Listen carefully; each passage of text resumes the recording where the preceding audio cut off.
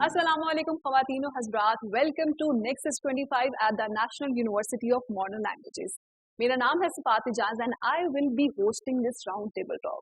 خواتین و حضرات, جیسا کہ آپ لوگ جانتے ہیں کہ آج کے دور میں, خاص طور پر 2025 تو جیسے کہ ختم ہونے ہی والا ہے, آج کے دور میں ٹیکنالوجی کتنی تیزی سے اس دنیا کو بدل رہی ہے. آرٹیفیشیل انٹیلیجنس جو کہ کچھ ٹائم تک میرے خیال میں ایک فیوچر کا ایک ایم دیکھا جاتا تھا, آرٹیفیشیل انٹیلیجنس اب ایک ایسی چیز بن گئی ہے جس کے بغیر آج کل لوگ سروائیو ہی نہیں کر پا رہے ہیں. اسی وجہ سے آج جو ہے ہم نے بہت ہی دو ایک اسی فیلڈ سے ریلیٹڈ ایکسپرٹس جو ہیں اپنے ٹی وی اسٹوڈیو میں انوائٹ کیے ہیں, جن سے ہم آج بات کریں گے. اور آج جو ہے اس راؤنڈ ٹیبل ٹاک کا اسی وجہ سے ٹائٹل ہم لوگوں نے رکھا ہے A I in a tech driven world where A I meets human psychology. ہمارے دونوں گیسٹ کے بارے میں آج بات کرتے ہیں. بہت ہی زیادہ ڈسٹنگوشڈ اور ریسپیکٹڈ گیسٹ ہیں. سب سے پہلے ہمارے پاس موجود ہیں ڈاکٹر فائز احمد صاحب. السلام علیکم سر. آپ نے پی ایچ ڈی ہیں, اسکالر ہیں یو ایس اے سے, اور اسپیشلٹی ہے آپ کی آرٹیفیشیل انٹیلیجنس کے اندر اور ایکسپرٹیز کے اندر, اور ساتھ ہی ساتھ میرے خیال میں اے آئی کے اوپر اور جو سارا ایک آج کل کا ایرا چل رہا ہے, کس طریقے سے چیزیں ٹرینڈنگ کری ہیں ٹیکنالوجی کے اندر, you can tell us much more about it. Secondly we have a very respected guest Miss Farah ہمارے ساتھ موجود ہیں. آج پی ایچ ڈی اسکالر ہیں کیمبرج یونیورسٹی یو کے سے, اور مینٹور بھی ہیں بہت سارے, میرے خیال میں ریسرچ کنسلٹنٹ بھی ہیں, اور اپنے میرے خیال میں ایک فرم کی آپ فاؤنڈر بھی ہیں. اس حوالے سے بھی جانتے ہیں, لیکن آج کے پروگرام کے حوالے سے آگے بڑھیں گے. سب سے پہلا سوال میرا جو ہے ڈاکٹر فیض سے ہوگا.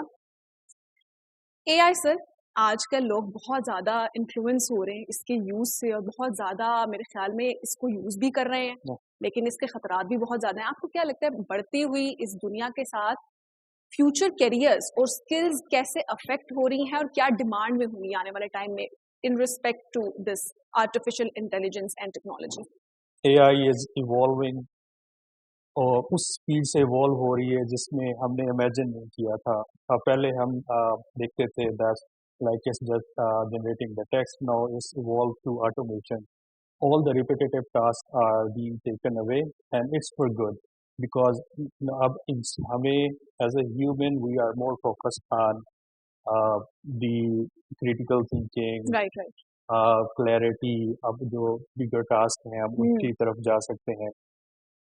اس میں ہمارے ہیومن ایج جو ہے وہ یہی ہے کہ ہمیں اسپیس مل رہی ہے. ریپیٹیو ٹاسک جو ہے وہ اے آئی کو دے رہے ہیں, اور ہم جو ہے ایڈوانس لیول پہ اپنے اسکلز پہ کام کر سکتے ہیں.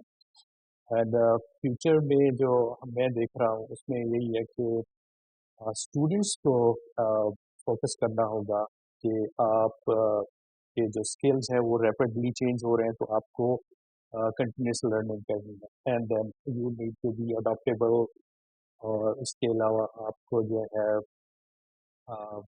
اپنے جو تھنکنگ ہے, critical thinking is getting more important. آپ کی کلیئرٹی آپ کے تھاٹس کے اوپر, اور آپ نے جو ہے فیوچر میں it will be more relevant compare to what we use to do like operator. Operator سے ہم جو ہے جا رہے ہیں ڈائریکٹر کی طرف.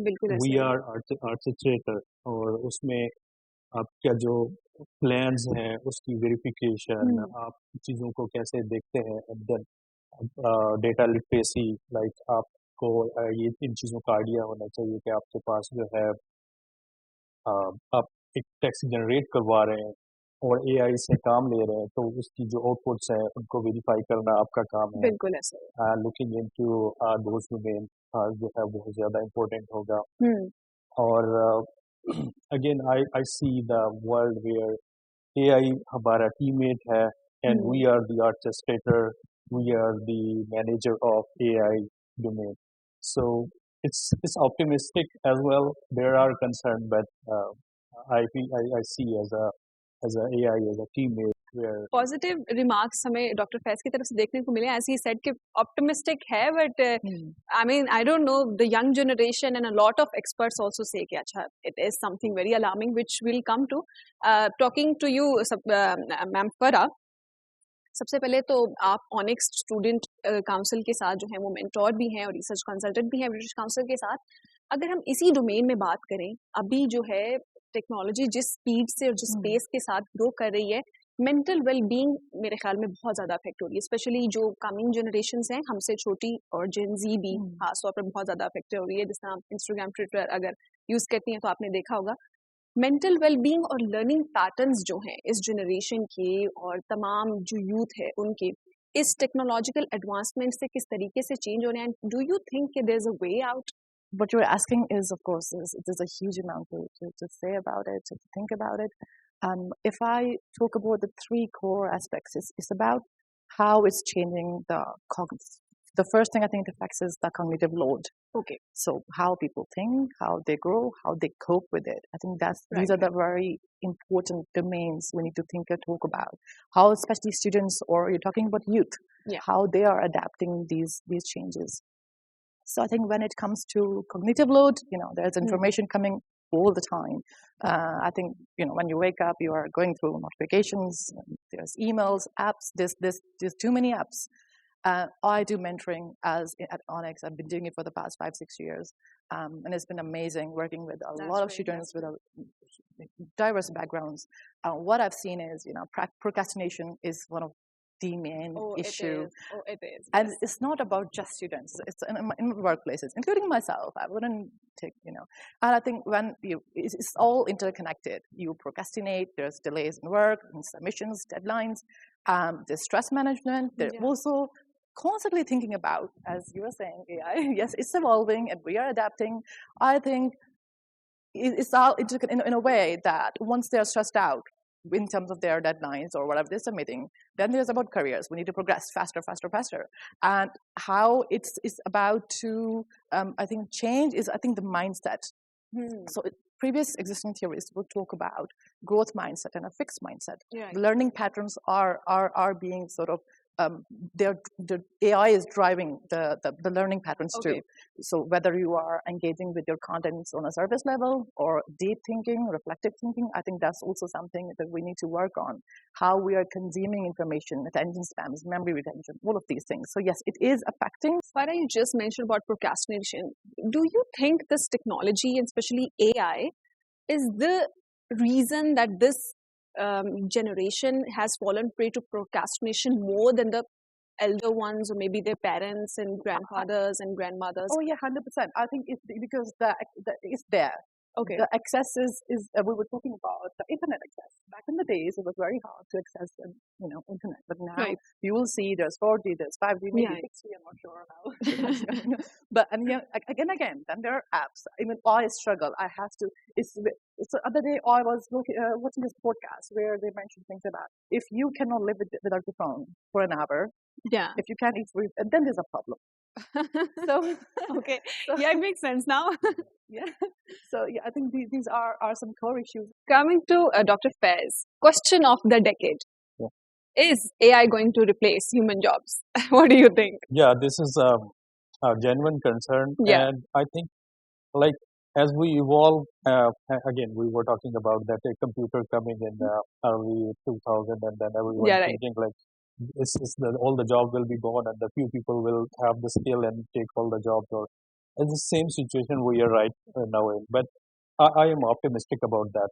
Like, there will be new jobs. Like, even the title will remain the same, but the rules will change. Like, as we evolve, like at that time, like when we talk about 2000, so we evolve, we adapted with the computers, and there are new set of jobs, and we are doing that. So that same thing I can see, like we will evolve, we will adapt with the technology, and there will be new jobs, but we will be able to take lead to take those jobs. That we will be again, here our responsibility stands that we have to our graduates need to be evolve as well. They have to adapt with the technology. And but that's as I think this report from WEO that 300 million jobs will be replaced in 2030 with the AI. That's again, concern is there, but optimism is we will evolve and there will be title change, but jobs, we will take those jobs. And I used to say, like, we will evolve like can't survive without AI because it's part of right now the current generation. So I used to say we will evolve like domain plus AI. So we need domain knowledge as well, and also the AI should be part of every department, every institution, every educational Which situation. to some extent it already is, I think. Yeah, already there, but we need more. I think we need more focus on integrating those skills into Yeah, right. our graduates. So I'm optimistic on that. But do you think in 2070 or 80 something, there will be a dystopian world like we see in movies? And it's Yeah, just we are not sure. Like we were talking about Elon Musk saying, in maybe 10, 15 years, we don't need to do any work. AI or robots or yeah, those things will be doing our job. Yeah, it might happen, but if there will be if something happen like that, and then we have some kind of universal basic income to everyone, and we are living in a world where we don't need to work anymore. That will yeah. be yeah. That again, optimism is that will be good. So Farah, how do you take this situation, AI taking over human jobs, and as Dr. Faiz said, okay, if it takes, so we do not have to do any work, and you being a PhD scholar, psychology, and a mentor and a research consultant, and well, how do you see this situation? So I think it's very hard to predict, but as I said, adaptability, changing, that's very important that we grow with it, not against it. If it becomes human It's versus very AI, important. Yeah. of course we're in a problem. One thing that I am very interested in whether AI will gain consciousness, because if that happens, of course we are in a problem. But in terms of psychological well-being, I think students or youth are exposed to a lot of uncertainty. The fear of living. A lot of my mentoring students tell me, Farah, I think I'm the worst student. I think so. The comparison, this is very the fear, the uncertainty. The AI is better. Exactly. So I think we need to work on both lines as well. So yes, there is psychological impact, but as I say, it's very hard to predict what's going to happen next. I think time will tell. Yeah, time will tell. So, doctors, education systems are in quite a pressure. मतलब flexibility के हिसाब से और adaptability के हिसाब से, the way the world is changing. So, what do you think universities like NUML and other great universities in Pakistan, tech-driven universities, who train engineers and software stuff? So, how do you think the curriculum needs to adapt, keeping in mind the current view of artificial intelligence and technology, and Yeah, I think one thing we don't need to change curricula in 4 or 5 years as we used to do, review the curricula and maybe 5 years, 10 years. The change is very rapid, so we have to change our curricula every year maybe, and that's one thing we can do. And then also we need, as we were talking about, like we need more focus that our graduates need to be skilled with AI. We have to maybe universities need to offer a initial scale 1 credit, 2 credit AI proficiency course as well. That might just upskill our students on that AI pattern. And also, I think that we have to shift our mindset about the jobs and our employability. Okay. So now the thing is like that only degree will not matter. Yeah. Right. So that's the final piece of paper will no one will looking into it. And I think it's happening already. Yeah. No, people say, oh, okay, don't show me your degree, show me what you can do for me. So that's the shift. So we have to train our graduates such a way that they build something. Like at the end of the day, like even it doesn't matter which department you belong to. So we should train them that they build something. And then it's also important to show those stuff on the social media or whatever the platform they are. Like you have to build every week or maybe every month and put it outside for the world. The future world, I will see like no one will we will not go to the people for employability. Yeah, right. If you have to show your work on LinkedIn, maybe you are posting your stuff out there, and someone is looking into your profile and you match them, like they are looking for a problem to solve and you are the good fit. They will come to you. It's not like we are going to them. So yeah, we have to change our whole mindset. So they build something, show something, and then it should be for every department. It doesn't matter if you are from computer department or you are from data scientist. I think to some extent it is already in practice, like students are prioritizing their skills over degree, and that's why this debate, skill versus degree, aroused, and people are talking about it. Yeah, but still, I feel like we need more focus on this. There are like, again, computer department, or there are few departments which focus more on this part, but if we talk about the arts and other stuff, like they are still behind on this part. So we have to integrate them as well, so that AI part, domain plus AI, the whole thing will be everywhere. Now we have to integrate the whole thing. Yeah, that's right. I totally agree with you on this very point. Coming back to you, Farah, we were talking about curriculum and learning patterns, as you said before. How do you think the curriculum needs to, again, progress and maybe update itself, and the universities need to change the process somehow, keeping in mind the learning patterns of current generation and how it is, rapidly adapting itself to the technological advancements of this day? I think it's more about how the universities should be. I think we as a community need to encourage institutes, or they need to, of course, how we can make it accessible for students to access mentorship. Right. So it's about having. So I'm launching next year my own program of mentoring in Pakistan. So it's more about what we can do with. The resources are limited, not just in Pakistan, across the globe. We have limited resources. What can we do from it? So mental health, generally it's used as a term for emergency. Yeah. I think in universities, institutes, there is curriculum, but there's also a need to promote talking about stress, about careers, about life in general, upskilling. Exactly. So I think it's more on the lines of how we can change the fixed versus growth mindset. How can we talk about students should be encouraged to talk to their mentors, to their supervisors, to their institutes about stress, about burnt out, about career changes. So I think that's one. Imposter syndrome. That's one thing. So making it accessible for the mentoring or counseling or those sort of things.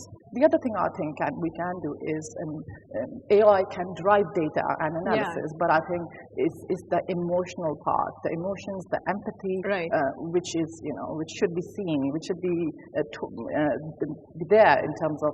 AI cannot do lived experiences. It doesn't know. So I think as humans we can sort of navigate those sort of things where we are encouraging to be more empathetic in terms of collaboration, teamwork, workplaces, in education, in healthcare, anywhere. So that's my point. I think these are my points.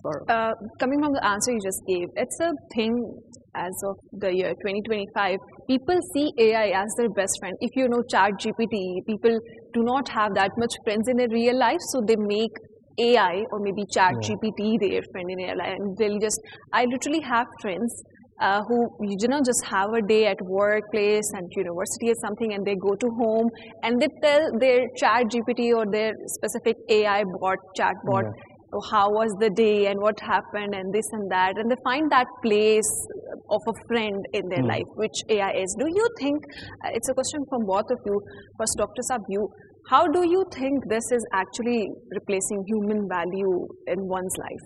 Yeah, this pattern need to be fixed. I think we have to value more the human connection instead of machines. So again, we need to tell our graduates or our students or our people that Of course, machines are not one that built for, can't replace the human factor. So there must be a limitation on that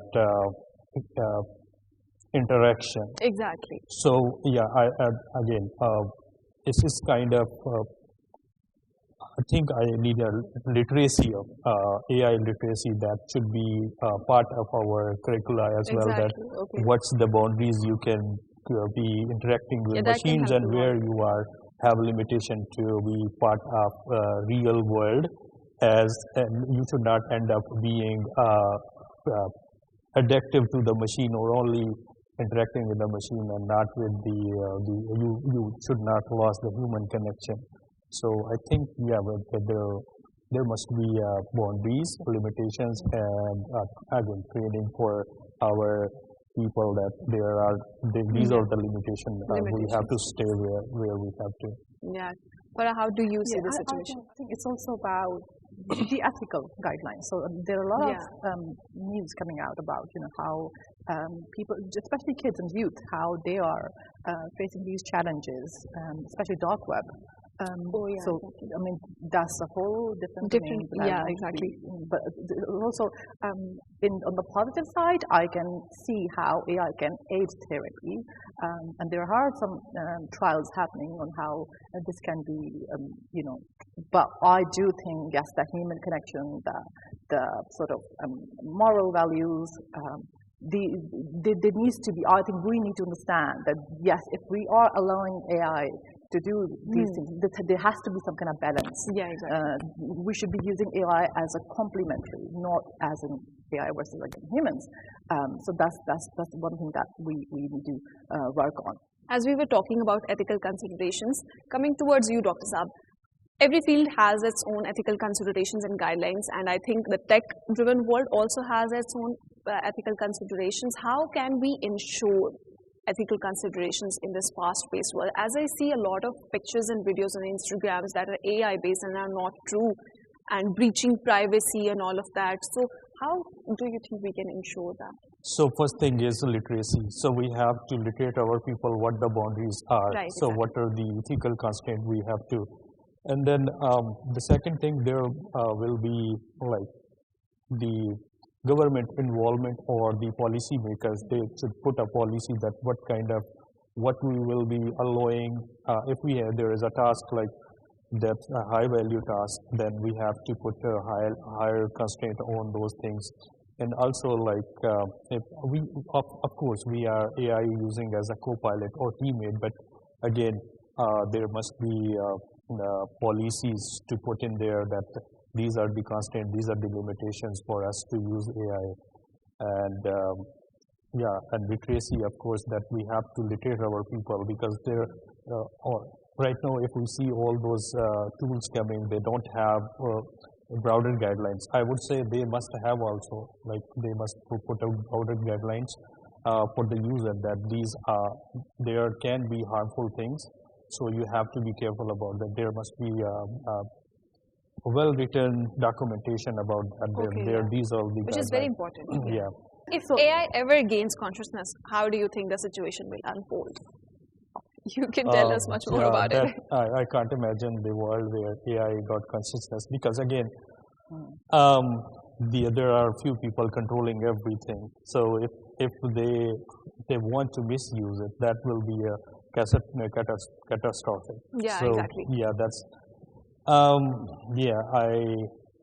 would say I don't want to see that work. Absolutely not. Nobody wants to. Yeah. Everyone just endgame, human versus AI. It's over.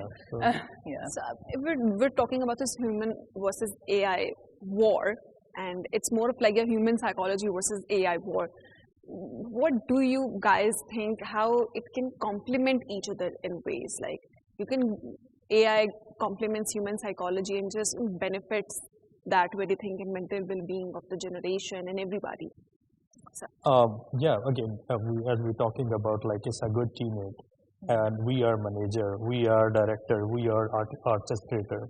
So the good part is taking away the repetitive task. So it's taking our mental overload from that part. So we can is complementing us on that part. And then if we are director, we have the control switch right now so far. So we can use it, for the benefits of the humanity. And as the mental load is over, we can create more, we can be more productive.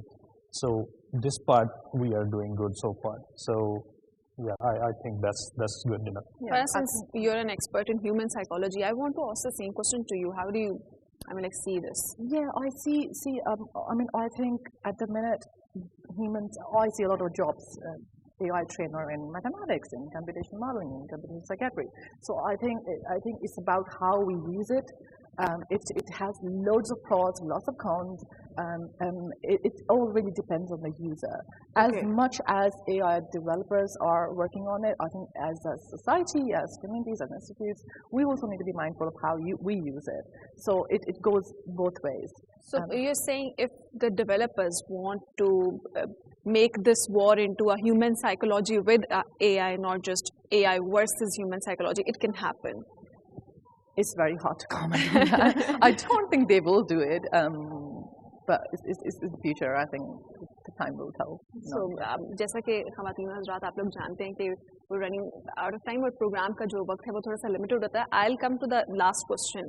सबसे पहले what advice would you give to the students जो आजकल NUML में भी पढ़े, पाकिस्तान की किसी university में पढ़े और आपको देख रहे हैं इस करंट फास्ट पेस्ड एनवायरनमेंट के अंदर जहाँ पर बच्चों को ऐसा लग रहा है कि हम बहुत ज़्यादा अफेक्ट हो रहे हैं and the only friend we have is ChatGPT and something like that, what advice would you like to give them? If I say one-liner, change is the only constant. Humans are built to adapt to change. The other thing I want to say is, I talked about growth versus fixed mindset, and I also want to really reiterate on the point that growth is, careers these days are not linear. The other day I was watching this news in Pakistan, where our students can access now medical or engineering sort of courses. Yeah. I think that's a huge. I was really happy to see that, because that's where we that's how we are beginning to see this. So I myself, as you said, I started with a PhD in psychiatry, and then I started working in mentoring. I worked with British Council as a climate change consultant on the impact of climate change on mental health. And we were working with youth across many countries, Mexico, Brazil, Indonesia, India, Vietnam. And I learned how soft skills are equally important than technical or hard skills. So I think we need to encourage our students to talk about stress, talk about burnout. It's okay to have imposter syndrome. I was really nervous coming here. But you see, this is the change we're talking about. Students making the space for them to be able to talk about these things, that they are navigating different changes, and it's okay. So that's my message to students, to keep going. It's okay, we're going to evolve together, and good luck to everyone. It's a pretty positive one, I think. And yes, Dr. Saab, what advice you would like to give to students who are insecure of AI and they think of AI as their biggest competitor and think कि वो लेकर चला जाएगा सारी trophies और jobs भी? Again, I am optimistic. I think AI is co-pilot, teammate, and you have the control right now. And again, the student need to be good learner. The paced learner, because the things are changing very rapidly. So you need to be not just on your subjects, but also the changing world. You have to be working on those topics. You need to learn all those AI skills that are evolving very rapidly. And also, I think we don't need to be worried about, again, the future, because, again, as Farah was saying, we are evolving with the time. So